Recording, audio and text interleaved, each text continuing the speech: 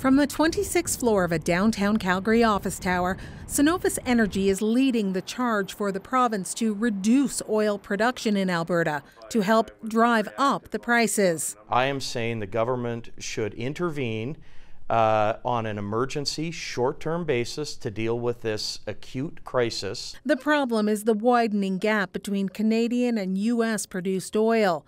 Take West Texas Intermediate, an industry benchmark, and it closed today around $56 a barrel.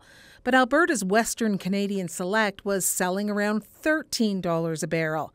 That's a whopping $43 less. In essence, right now, we are giving away our oil for free. Part of the reason? There's not enough pipeline or rail capacity to get Alberta oil to market. This is a clear situation where the markets have failed, and the markets have failed because we have been unable to get the support of governments to get these pipelines built. This energy analyst says something has to be done, and fast.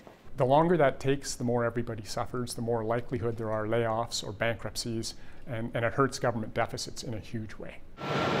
Without a solution, Alberta is looking at up to $5 billion in royalty losses. But not all oil and gas companies agree reducing production is the answer. Companies like Suncor and Husky would see a big hit to their bottom line. The price of gasoline and diesel hasn't really changed, but they're buying crude at a much reduced price, and so they're making big margins on that. Premier Rachel Notley says her government will take action, but production cuts are not the only thing on the table. And to also look at the other options that I say that are at our disposal, that perhaps parties are able to find more consensus on, that will also bring about the kind of outcomes that we're looking for. But until then, each passing day is costing industry $100 million. Carolyn Dunn, CBC News, Calgary.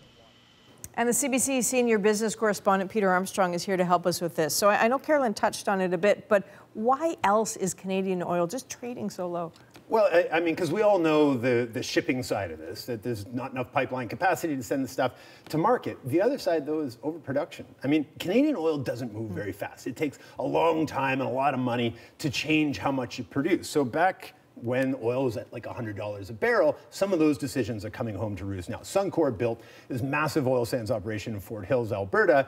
That's now online after years and billions of dollars, but it's producing 190,000 barrels of oil into an already oversaturated market. So that's the discount. Then you look at the global price of oil has fallen 25% in the last 5 weeks. The Russians are producing more than they ever have since the collapse of the Soviet Union. The Saudis, the Americans, everybody's producing more oil at a time when we thought American sanctions were going to effectively bring Iranian oil exports to zero, but the Trump administration's added in all these waivers for Iran, for countries buying from Iran. So, we have more oil than we expected. People are producing more into that, and that's just sort of compounded both the price of oil and the discount that we're paying here. Okay, so it's clear why the industry would be sweating, but when does it start to impact Canadians? It already started to. I mean, gasoline prices are dropping. They're expected to hit 99 cents in the next couple of days. The flip side of that, though, is that it would mean a broader slowing of the economy. We saw this in 2014, where investment slowed, GDP growth slowed.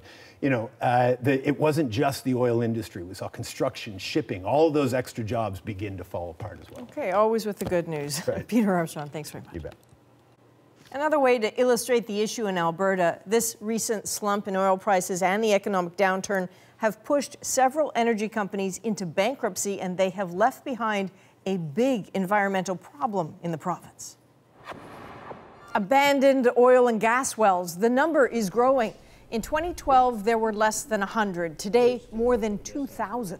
These so-called orphan wells pose a problem on a number of fronts. They can contaminate water and soil, leak harmful gases, and even put nearby homes at risk of explosions.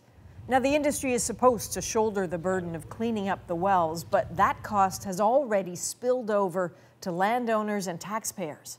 Just last year, the province gave $235 million to the energy industry to clean up those oil wells.